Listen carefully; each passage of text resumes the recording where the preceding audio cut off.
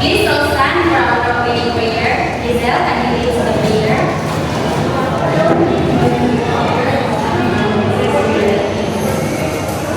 Father, who art in heaven, hallowed be your name, your kingdom come, your will be done on earth.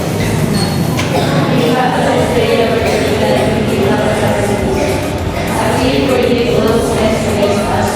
Do not bring us to the test, but deliver us from evil. So before you take your seat, please pick up the pieces of paper. After that, you will take your seat.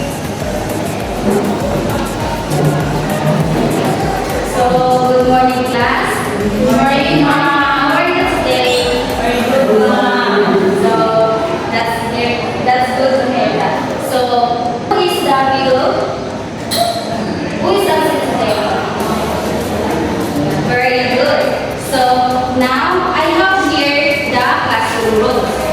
So our classroom rules, it is called WALK. So please all read this. Work wisely. Always do your best. Listen and follow direction. Keep the classroom clean and be respectful. So do you understand? Yes, ma'am. So now, before we proceed to our new discussion, who can share what was the topic class meeting? Yes, Lucille? Ma'am, our topic class meeting was all about the 6 types of the pathway of water absorption. Very good. So, what are the 6 types of pathway of water absorption? Yes, Lucille? The 6 types of the pathway of water absorption both are both clear, permanent, vortex, and permanent, recycle and plastic. So, very good. So now, we will proceed to our new discussion. So everyone, before we start for our new lesson, so I have here a couple pictures.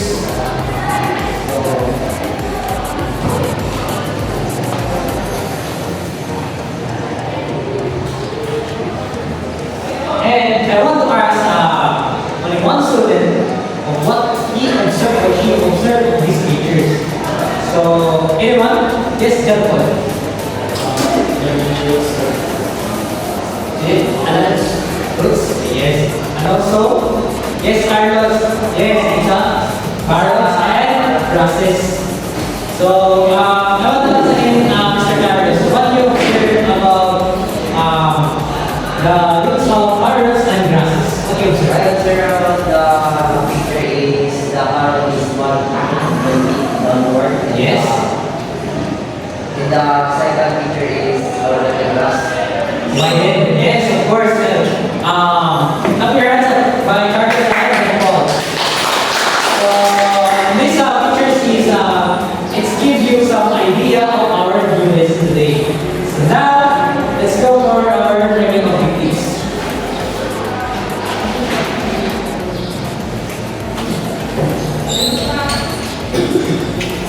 Here's our learning activities. So everyone, please read the learning activities. At the end of the lesson, you are expected to identify what are the 2 types of primary classification of root system, differentiate the root system and variable root system by creating a little Venn diagram, appreciate the functions of primary classification of root system. Okay, very good. So, when you read the learning details, do you have any idea of what is the lesson for what is the lesson today? Anyone? Yes, sir. So, what's the what is the lesson for today? The classification of root system. Very good. So that's our smart one. So okay, now let's proceed to our discussion. So yes, so our lesson for today is about the 2 types of primary classification of root system. So first, let's read the root system. So what is the root system? the root system? Road system. Road system is the network of road transport underground on land anchoring in an underneath water and waves. Very good. So it means the root system is about a network of roots. So that grows in the underground of the soil. So then it absorbing the nutrients, not also the nutrients, but also the water.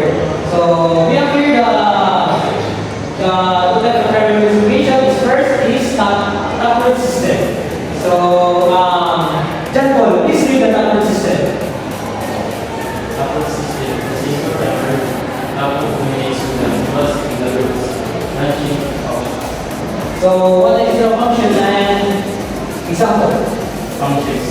Deep water nutrients, absorption example, carrots, beets, and taproot space. So very good. So it says that please everyone please listen. So because later we have one with an activity and assessment. So please listen and take the details of this topic. So it said the taproot system is a single primary root. So the first example of that taproot system is carrot. What you guys observe. So it's a taproot system of taproot. So since you the carrot of taproot, yes or no? Yes, very good. So carrot of the taproot all primary dominant root. So it duplicates the secondary roots, the branching off. So as you can see that the roots of carrots of dominant root and some a little smaller roots. So some example for the functions of carrot or taproot system is give water and nutrients. So as you can see, because of the dominant of root, and it absorb the deep of nutrients or water.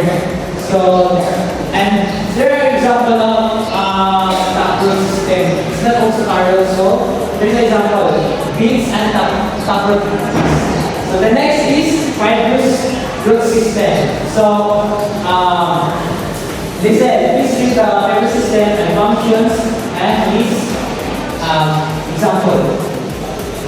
Fibrous root system. Sorry.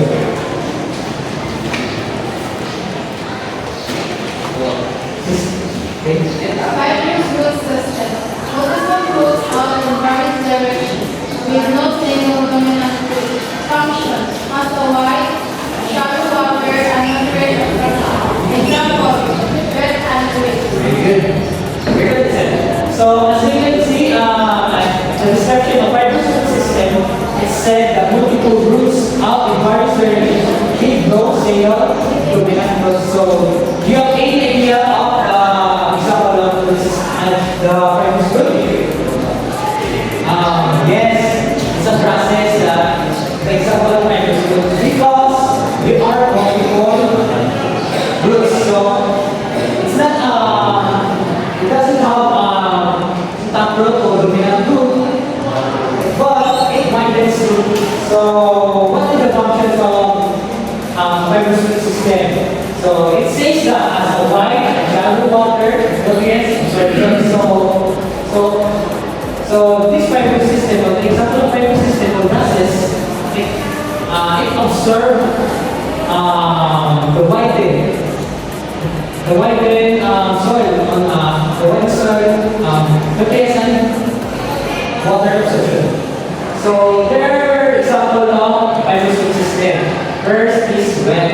So yes, it was wet and rains.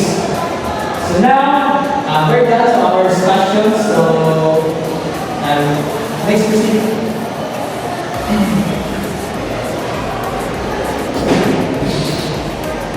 So, in this, I will go to books, description of it, rendering system, so that this one, taproot navigation system is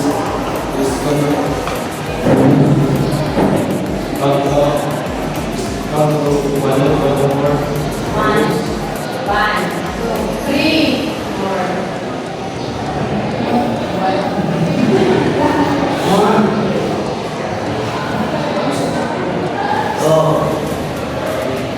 Looks and people.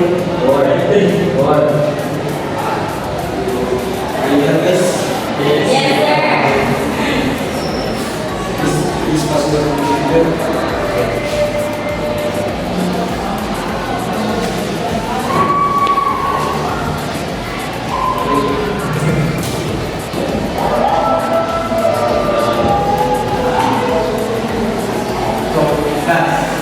Can someone please summarize what we discussed? Yes. We discussed about the two types of primary classification of food systems. There are two types, toxic system and microbial system. Very good. So, can someone please, can someone give the function of root system and uproot system?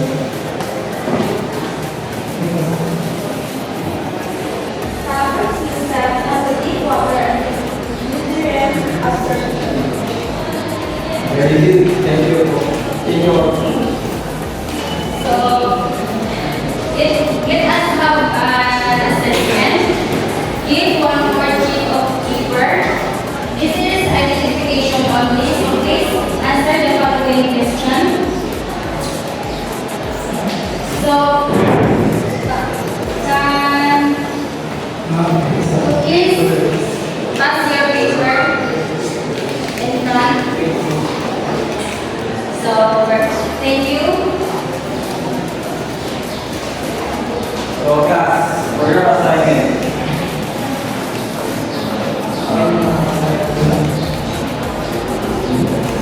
For your assignment, research and study the standard application of root system. So that's all for today.